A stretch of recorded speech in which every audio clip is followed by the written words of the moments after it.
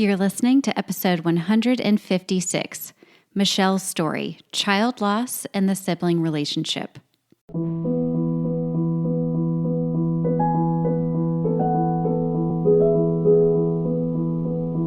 Hello, my friends. Welcome to Child Life on Call. This podcast is a safe place for parents to share their stories about what it's like to have a child that has a medical experience, diagnosis, disease, and or everything in between. We know there's power in sharing stories, and that power multiplies when you can listen to other parents who have walked a similar path to yours. Giving and getting advice is great, but hearing how another parent navigates the complexities and nuances of healthcare is even better. As a child life specialist, my role is to support, validate, and provide emotionally safe spaces for kids and their families, and I am so honored to be on this journey with you. In addition to parent stories, we sprinkle in some expert episodes every now and again that have content for both parents and professionals in the field of healthcare, all with the mission to empower parents to be confident advocates and partners with the care team during healthcare experiences. We're so glad you're here. Hello, my friends. It is a really cold Tuesday here in Austin, and I'm recording this a couple months early. We're just kind of in the middle between Christmas and the New Year. And my goodness, the ups and downs that come with this times of year is just insane. So anyway, I am so grateful to be just here chatting with you and am so honored to share this really beautiful conversation that I had with Michele. Michele is an early childhood parent educator who works in her own private practice now, doing workshops for families and private sessions and professionals. And her focus is on supporting parents of young children who are navigating the loss of a child. And I do want to give a trigger warning for this because we do talk about loss and bereavement a good bit. So if this is not in your heart for today, then please save it for another time or just move on entirely. But I do want to be very honest that she doesn't really speak about anything that is really sad or overwhelming, but does talk about the steps forward in grief and navigating a young child while your other one is dying. And she not only comes from professional experience, but personal experience as well, what she will share in our conversation. So I have said grateful a lot. That's kind of been my theme for this week, whether I'm feeling it or wanting myself to feel it. But I truly enjoyed and am grateful for the conversation that I had. It's going to make me a better interviewer, a better mom, a better child life specialist, a better friend, a better supporter, all just because I got to meet Michele today. So I hope this really feels like a gift that I'm able to give to you. And I hope you enjoy the conversation.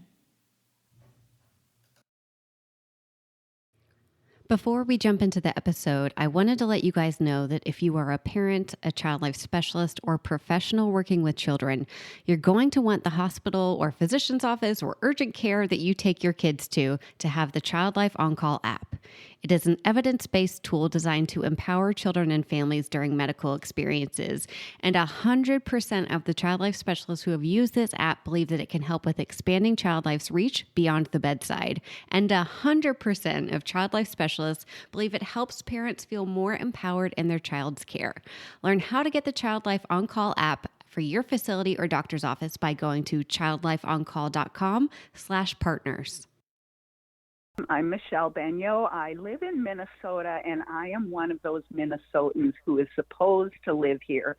I love the cold. I mean, when it is, when it's 10 degrees and crisp, that's my favorite day in the whole world. I love it. So I'm enjoying this. This is a good place for me to be. We've had a really deep cold snap, and it just kind of broke today. So it's, I think, around 20 right now, which is much warmer. But yeah, and I've lived here. I've been here since I went through my journey with my son, who 22 years ago actually died of cancer, and he was not quite 7, and his sister was 3.5 when he died. And I was an early childhood parent educator in the program called Early Childhood Family Education that we have here in Minnesota in every single school district for preschool age children and their families. And so that was kind of my world as a parent educator when I was confronted with this aspect of parenting little ones that I, was just not prepared for in spite of my master's in family education and the schooling I had. Ended up on this detour that that none of us ever want to be on. And that has just really shaped my professional and certainly my personal future since 2000 when my son died. So that the work I do now is with families that are raising young, early childhood aged bereaved siblings who, in our case, we had a 2.5-year journey before my son died. And I think many of your guests have had these kinds of, illnesses and bereavement as a result of an illness or a disease or something that really impacts a family in a different way even than a sudden loss does, both of them, of course, being just utterly devastating. Yeah, I so appreciate, there's 2 points that you've already brought up that just make complete sense to me. And one is that when you're thrown into this world of kind of like a medical crisis or a healthcare crisis with your child, whether you're an accountant or the president or, the director of a hospital or an early childhood educator, you're transported into parent mode, mom mode. Yeah. And so all of that information that you have, while helpful on your work day, doesn't always, make that big of an impact when you're just questioning everything and so exhausted. And the second part I'm so glad you brought up was this element of your son and your daughter and their relationship and the impact, because as I said before we started recording, there's not a day really that goes by that I'm not having a parent say, well, what about siblings and how do I keep them engaged and what do I need to look for and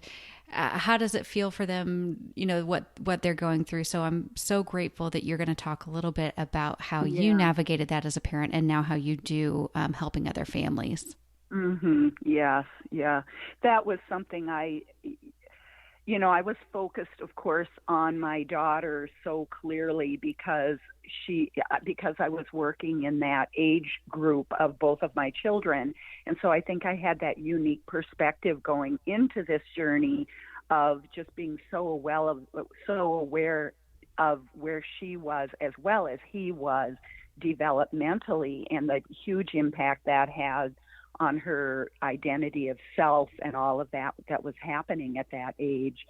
But I've also since then just learned so much that I never would have dreamed of about the sibling relationship for any siblings and how deeply that impacts the living child growing up without a sibling, no matter when they lost that sibling, but particularly when my daughter was 3.5 when her brother died. And then I thought, and she said to me when her brother died and she was 3.5, she said, "Mommy, half of me is gone."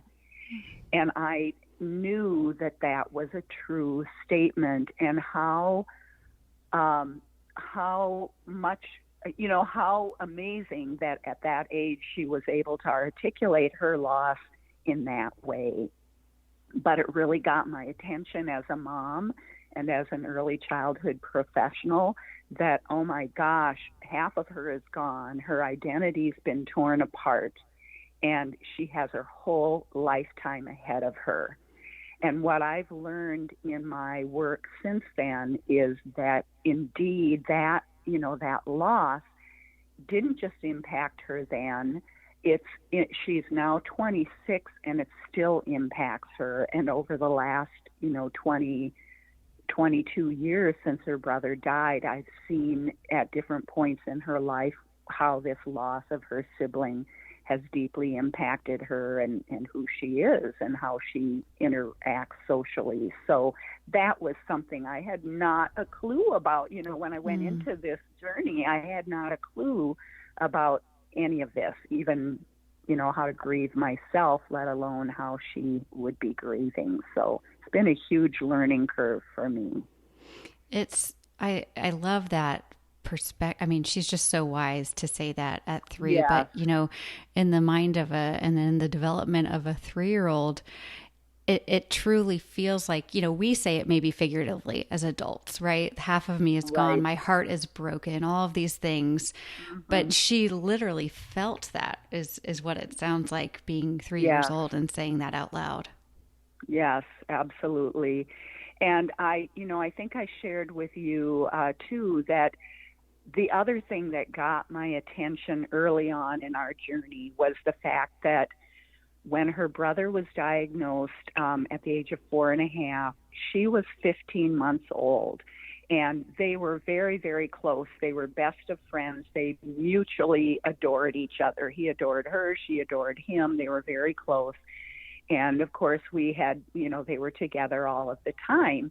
The first night that he was at the hospital overnight, and his dad was in the hospital with him, and I was home with her, and she started wandering around the house just wailing.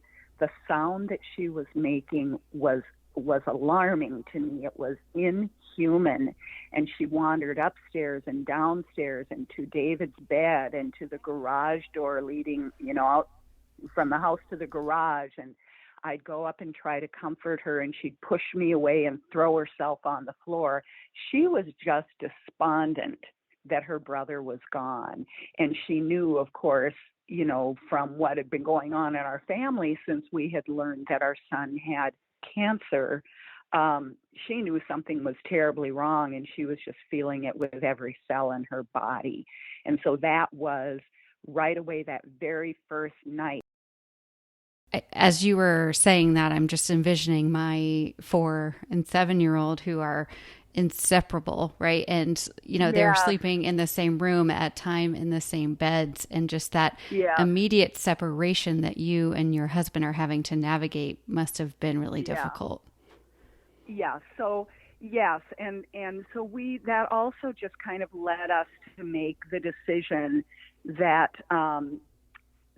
we were going to keep her with us as much as possible. Mm. We live in a cul-de-sac. There are other families with young children. Anyone would have been happy to take care of her, give her lots of love. She would have been safe and well cared for, but we just knew from that first night when she was so distraught about being away from her brother, and that was such an important relationship to both of them.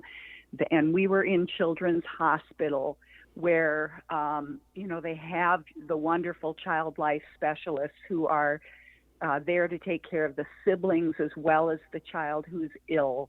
And so we, for 2.5 years, when my son was going through his cancer journey, we took her with us to the hospital as much as possible. And we just, she was in his room with him. She sometimes saw hard things. Of course, we tried to keep her from the hardest things, but still, she saw other children, with bald heads and tubes, and he was that way. And there were times when he hurt, but she was just a comfort to him. She was, this became her. She went through those years that we refer to as the terrible 2s and 3s, being in the hospital, with her brother, developing this relationship that she never would have even had that relationship with her brother if we had not brought her with us to the hospital. And so she was able to develop that relationship that made her truly feel, after 2.5 years, that half of her was gone when he died. But we knew this was a good decision for her and for us, and it's something that I do share with parents, because a lot of parents' first reaction is, I don't want my healthy child to be exposed to that, to the hospital where kids are hurting and things don't look normal. And, and back then, this was, as I said, 22 years ago, she had quite a bit of freedom in the hospital as a sibling. And I think hospitals are maybe a bit different now, especially in light of the pandemic that we've been going through. So it was a blessing that she was able to be there with him as much as she was. And she adjusted well to that. We feel like that also prepared her very well for, the reality that her brother wasn't going to grow up with her and that she was going to lose him. So that was a decision we made. And I think it was certainly the right one for us. I very much appreciate, how you're kind of explaining that this is really clearly worked well for you. And it was your gut instinct as parents to say, this is going to be the decision we make moving forward. And, I think as other parents are listening and maybe they didn't include a sibling, like you guys did, or that was their gut decision in that moment. And Right. that's what felt right. And we're going to come to these moments where you feel like, Right. I did it wrong, or maybe I should have more, but that's not really what we're talking about, because then what they did was trust what they felt was right. And that means that was right for their family. Right. Yes. And we had only 4 of us, it was like 3 of us would have been in the hospital and 1 of us wouldn't have been. Oh, And, yeah. And that's different than if you have more extended family, if you've got other kids I mean, there are just lots of reasons to make different decisions, but Absolutely. yes, as I say, that worked for us. We were able to do that and it worked well. The other thing that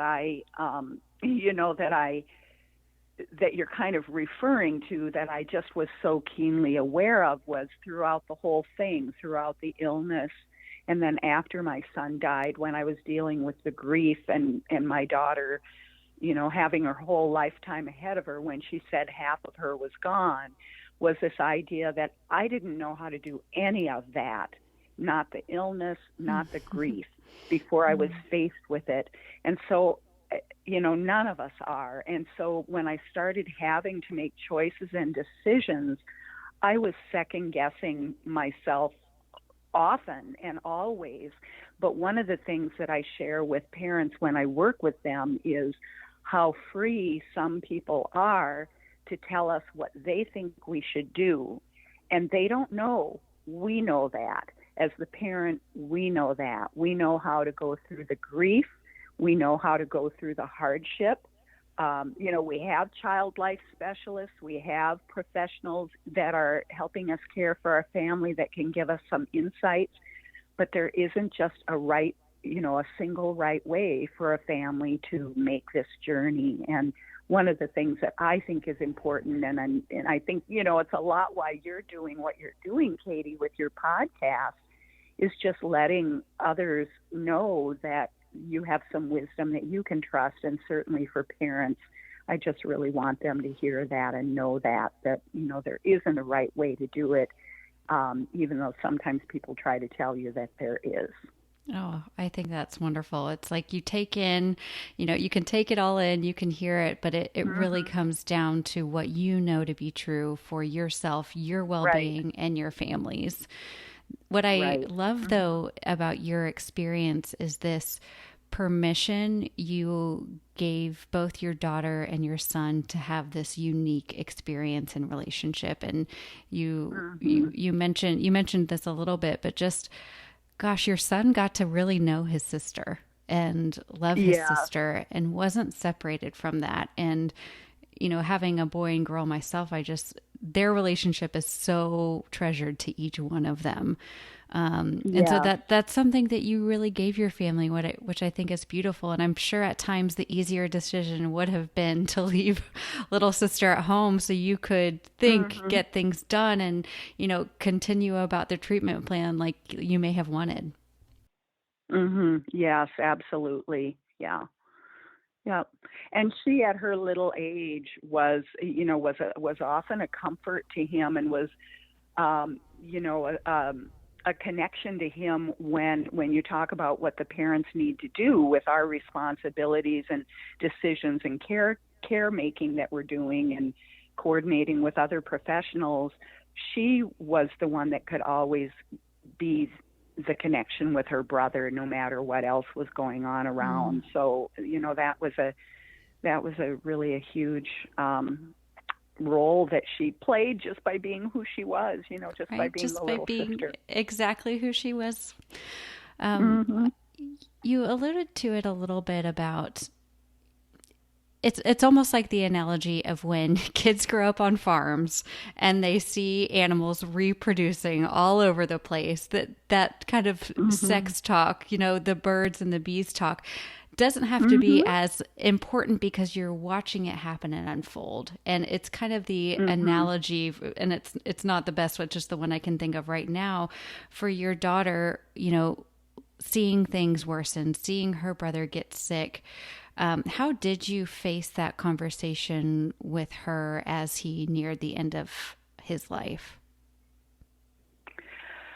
That is such a good question, because it's another area where we as adults who never, we've not faced this, we don't know how to do it, where we just start to worry, am I doing the right thing? And one of the things was the fact that she was with us so much. She was privy to some of the conversations and the reality of what was happening in a way that she wouldn't otherwise have been. And so when we started to realize that her brother, he ended up having, two relapses. He went through two courses of treatment after the first one, which was a year. Things looked good. His cancer had retreated, it had responded, it was gone, everything was clear. But it was just 2 months later that he started to feel discomfort. And we all kind of knew that his cancer was back. In fact, he had gotten so clear that the doctor kind of doubted that was what was happening. But his cancer kind of came back with a vengeance. And then we went through another course of treatment. He got one of the first stem cell transplants at Children's Hospital in Minneapolis. He Wow. had 6 weeks of radiation therapy every morning, where we had to totally sedate him because he would become a cheetah and he would not be Hmm. constrained. He was fighting this when he became a cheetah. So Hmm. for 90 seconds of radiation, we had to totally sedate, totally put him under, every morning for 6 weeks. He had higher dose chemo that, just really ravaged his little body the way the other chemo hadn't. And then even after all of that, his cancer came back again. And so we knew that we were going to lose him. And he said he didn't want to go back to the hospital. And we said, you're not going to, honey, because there was nothing else they could do for him. So we knew this and we knew the timing of it. And I had to learn to say that my son was dying. I had to learn to use that word and let my daughter know that her brother was going to die and what that meant. And that's, I think, for a lot of us who have children who die, that's, and then have siblings remaining, or anyone who dies when you have young children, is using that word and letting them experience the reality of what it means to die, which is, that their body stops working. They can't do any of the things they used to be able to do. They can't talk to you or play with you or laugh with you. He's not coming back. Those kinds of things. And those are important things for us as adults to learn with children that are faced with losing something, or, a pet or a family member that they love. With her, it was more of a gradual conversation, especially in those later days when he didn't go back to the hospital and he was home with us and she saw him. One of the pictures that I have that is just so heartbreaking is him lying on the bed and he's out of it. He's got just pain medication pumping through him, and she's sitting there with a book, kind of pretending to read to him while he's just Hmm. there in the bed. And so, she tried to play with him, and he couldn't play the same way anymore. And she she saw the deterioration, and she, so it was a gradual process, and that's part of why I say we're glad that we made the decision to have her with us, because she saw this decline. And just kind of as an anecdote, we went on a Make-A-Wish trip to Disney World, and we ended up on the plane, and this was after his first round when he was still pretty healthy. And we were on the plane with another brother and sister who happened to go to David's same elementary school, and we didn't know this family before. Oh my And gosh. the girl, yeah, it was a big brother and a little sister, but the little sister was David's age and her brother was older. Her brother ended up dying as well, and they were at the same school that David was at. And when her brother died, the family didn't want anyone to know. They didn't want the school to know. And when David died, we wanted all the kids to know. They had seen him there. And we just were Deanna was prepared for that. She was prepared for the reality that her brother was gone and that this was sad and that he wasn't coming back. My advice to parents, and again, I don't say have this little child involved in every every procedure and every conversation and all of the heartbreak and all of that, but she certainly knew that we were on a painful journey and a scary journey, and that, and that her brother was going to die, and that was all preparation for her that helped her cope with it. It's the word you're using, gradual, is just such a perfect descriptive word, that it's not one conversation and then you don't talk about it anymore. And it's also not, right off the bat, he's going to die. There's little pieces and little nuggets, and whether that's, visual that she's seeing it, or conversations or feelings, it's a gradual approach. And I feel like, whether it's death or surgery or any kind of really difficult scenario, that approach makes it for an easier impact. And it's a journey together rather than kind of this, let me sit down and tell you what's happening. It's that collaborative journey that you're feeding off of each other. Yes, and I love that, because I think that is so important. It's going through it together. And that, whether the child is the healthy child is coming to the hospital with you or not, they're going through it with you. And so to keep them apprised of what's happening, because kids experience a lot of fear when things are like this are going on in their family. And if they're not aware, if they're not being given information of any kind, the other thing that we thought about Deanna going with us was all the time that we would be away and she wouldn't be with us, she would be wondering what's happening. She would see us come back and be, she would see the tension and the just the heaviness of what we were experiencing, and she wouldn't have any understanding of it.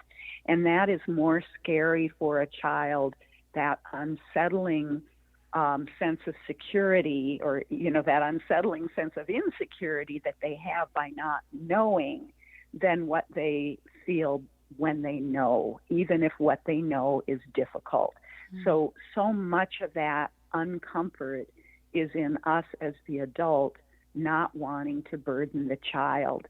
And so we do that. We keep that information from them out of the best of intentions, but it really can contribute to the child feeling more anxious because they don't know what's going on. So yes, and then it can be gradual. I talk to parents about even just using teachable moments to talk about loss and death in ways that have nothing to do with, the personal family experience, like seeing a dead bird on the sidewalk and talking about, why the bird looks that way and why the bird can't move, and, some of those kinds of things as well. I think I've just the way that you're articulating this is so amazing. I feel like when parents are getting to meet you through your work, they just feel like they're getting a hug and they have somebody who's saying, you know what, you're going to get through this, and I can help you through Yeah. it. Oh, it makes me teary. You're so wonderful. I want to get to Oh. your work because I want people to know what you do and what you offer, but I'm curious, and as much as your daughter allows you to share, she's an adult, but how is she doing now? And you mentioned some of these points throughout her life that you saw this, the grief come out at different times. Are there a couple stories that Mhm. you can share with us? Yes, I guess kind of the two things that come to mind for me are when she was 3.5 when her brother died. He was in kindergarten when he died. And when she went to kindergarten, and she was a September baby, so she ended up going to kindergarten later, being an older kindergartner, because, they usually, her birthday was after the start date. So she was, about 2.5 years after her brother died, she started kindergarten. And on picture day, I got a call from the school that Deanna was really very sad. She was having a hard time getting her picture taken because she was realizing that this was the age her brother had been when he died. So every time I look at his kindergarten picture and I see my son that was going to die that year with this big smile on his face and his bald head. And then I look at her kindergarten picture and I see this sad little sister who was remembering her brother. And so, just some of those really simple experiences along the way. She had to go to a new school when she was, sometime like in third grade. I think she was going to a new school and that went through fifth grade. Or no, well, I don't know. She was going to a new school one year in elementary school, and she said to me, Mom, what grade would David be in if he were still here? And I said he'd be in fifth grade. And she said, oh, good, then he'd be in my school with me. And that gave her this sense of comfort that he would be in the same school. And I thought, but honey, he's not here. But she was still thinking in terms of, would my brother be with me during this transition if he were here? And the fact that she thought he would be gave her comfort. And that is a thing that I think, I certainly have learned, is how this relationship can give the living sibling so much comfort, because the relationship continues even though the sibling has died. Death ends a life, but it doesn't end that sibling relationship. The other part of the story that I would share is how difficult it was for her to, especially in middle school, which is a tough time for kids anyway, to have social conflicts and not have her brother there to be on her side, or to have friends that had siblings and she didn't, and she would go to their home. As she got older, she would see siblings with more developed sibling relationships, and she never got to develop that relationship and have her brother there to be her ally. We live next door to a family of 4 kids. One was my son's age, one is my daughter's age, and then there are 2 younger ones. And she's spent her whole life growing up next door to this family, these 4 siblings, when she didn't have a sibling. And so all of these things, when she went to college, she was in a poetry writing class. College was a big one for her. And in her poetry writing class, she wrote an anthology of poems that she titled Every Poem is a Dead Brother Poem. And so, that relationship and that loss has just been a part of her life throughout, in the way that she did social relationships, also in the way that she understands people who are having a hard time. She has a great deal of compassion for that and sees what may be underneath that behavior, because that was her a lot of times, having difficult friend behaviors because she just wanted someone to be hers, and she didn't have someone that was hers. And so, she had social challenges for that reason sometimes. So these are just some of the things that I saw in her and that I would have never understood without raising her. And now she is just she's such a loyal friend. She's such a compassionate person, and is constantly adjusting my perspective about someone when, I may see behavior that I don't appreciate. She always brings that other perspective of what may be underneath that we need to understand and have compassion for. So she grew up with a wisdom that she gained from that really hard experience as well. I can imagine that a lot of parents wonder, how is this going to impact my living child, and will their entire life be sad? And what you just described is a young, healthy adult who is wise and compassionate and kind and can discuss topics with her family and bring other perspectives. And truly, that's really right. That's the gift that we want to give our kids. And so, Yes. not in spite of what happened to her brother, but because of her brother, she has developed into this really incredible human. And I hope that gives just a little bit of peace to other families. Yes. And that really is the point, Katie, of the work that I do. It's I come from this parenting background as an early childhood parent educator. So the thing that I want to help families with is just the wise ways to parent from our heart. A lot of the emotional intelligence and emotion coaching that is part of healthy parenting for any child, and then informing that by the fact that you're carrying grief forward, because your grief doesn't go away. You learn to live around it.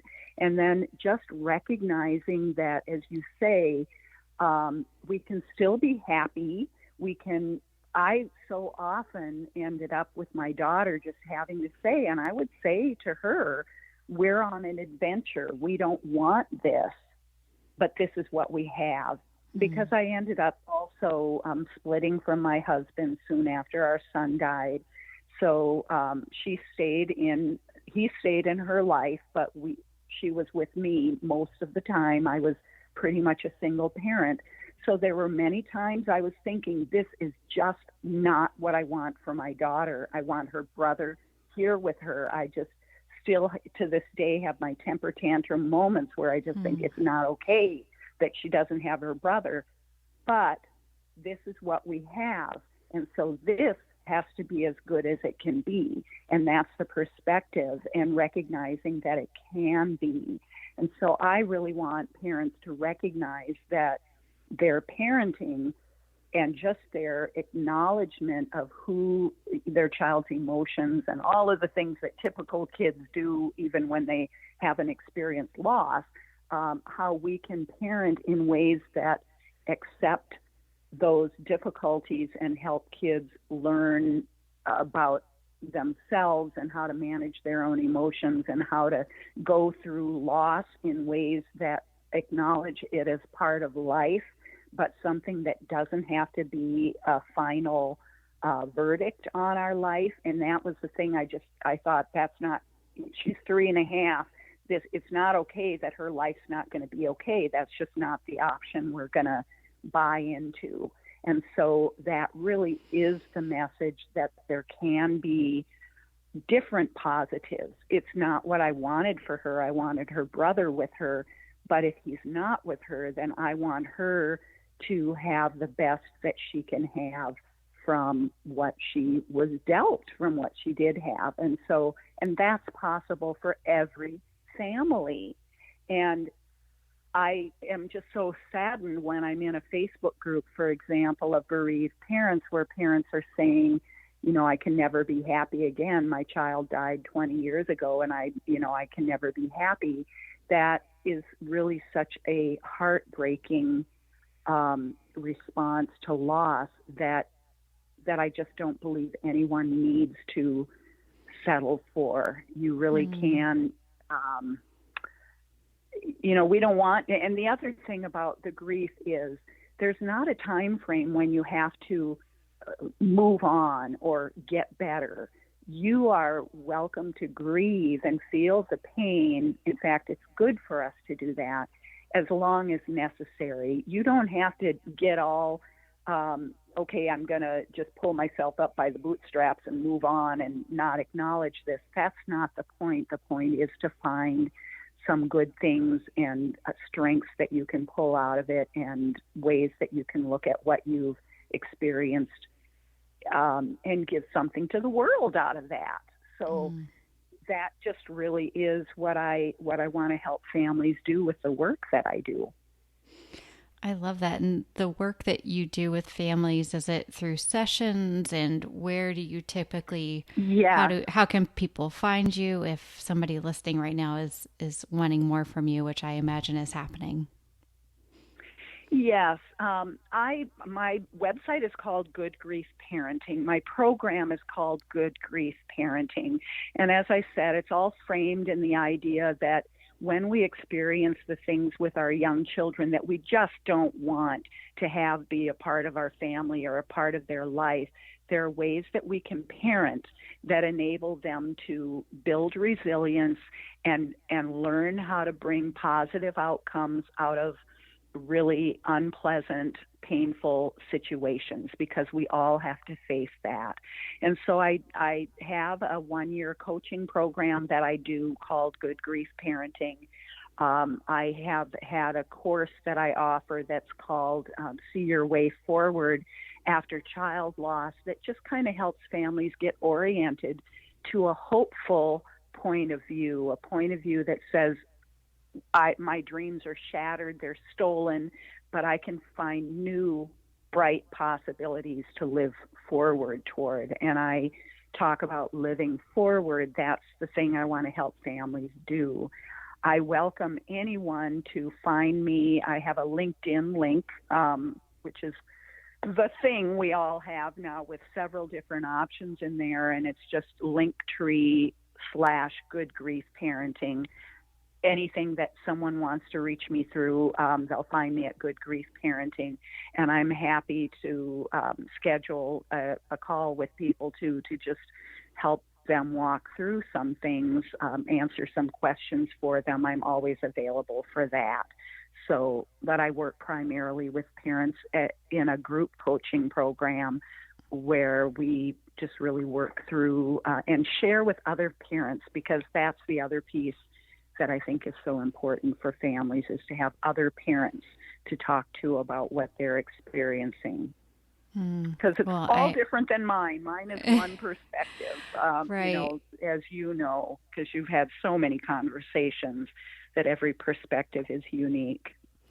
It is. It's the generosity that you offer from yourself, right? I'm sure going back to the hardest part of your life is now never easy, but well practiced, and so incredibly important for others. So I thank you for taking us back to that today. And I also thank you for your wisdom and your advice, because I hope families go and sign up with you. But even if they don't, this is a step in the right direction, as you say, one step forward. That I think you've given a ton of good tips and suggestions for putting that first foot forward. So thank you so much. I've enjoyed talking with you, and so grateful that you're here. Yes, thank you for the opportunity. And I just do want to say I didn't mention my Good Grief Guide. I actually do have a free publication called the Good Grief Guide available on my website. So if people go to goodgriefparenting.com, they can get that there. And it's got some really good specific tips for how to talk to young children and have some of these difficult conversations and interactions when the whole family's feeling a lot of pain. So I hope people will go get that as well. Right. And not only the parents who listen, but child life specialists who, provide free resources to families. This is a great example for that. Yes, absolutely. Yeah. Well, thank you so much. Thank you, Katie. Thank you so much for joining us on the Child Life On Call podcast. The only reason this podcast keeps on going is because of you and listeners like you. So please join in on the conversation with us on Instagram, Facebook. I'm even on TikTok now, y'all, making a fool of myself. I haven't danced yet, but maybe it's coming. You can find us at Child Life On Call. We also have a website, and that has all of our information about the Child Life Circle, about the Child Life On Call app, and a blog with new information all the time. That's childlifeoncall.com. Thank you again from the bottom of my heart for listening to these episodes and being a part of this community. We are so grateful and so honored to be able to provide this for you.